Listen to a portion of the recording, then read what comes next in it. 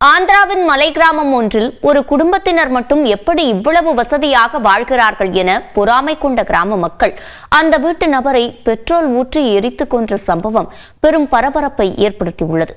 மந்திரவாதி என கருதி கிராம மக்களே கும்பலாக வந்து உயிருடன் எரித்துக் கொன்ற சம்பவத்தின் பின்னணி என்ன பார்க்கலாம். ஆந்திர மாநிலம் அல்லூரி சீதாராம ராஜு மாவட்டம் அரக்கு வனப்பகுதியில் தொம்பிரிகுடா கிராமம் அமைந்துள்ளது.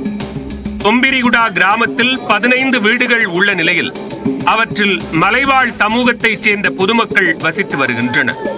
அவர்களில் 60 வயதான அடாரி தொம்புரு என்பவரின் குடும்பம் பொருளாதார ரீதியாக சற்று உயர்நிலையில் இருந்து வந்தது.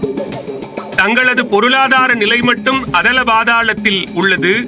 இந்த தொம்புரு குடும்பத்தினர் கையில் மட்டும் எப்படி பணம் புரள்கிறது என அப்பகுதி மக்கள் பொறாமை கொள்ள ஆரம்பித்தனர்.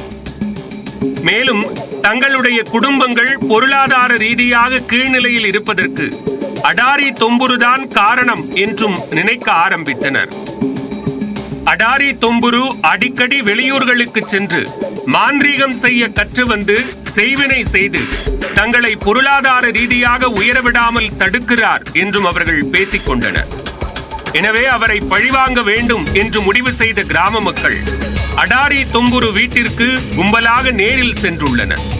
வீட்டிற்குள் புகுந்த கும்பல் அடாரி தொம்புருவை வெளியில் இழுத்து வந்து கற்கள் மற்றும் கட்டைகளால் கடுமையாக தாக்கியுள்ளனர்.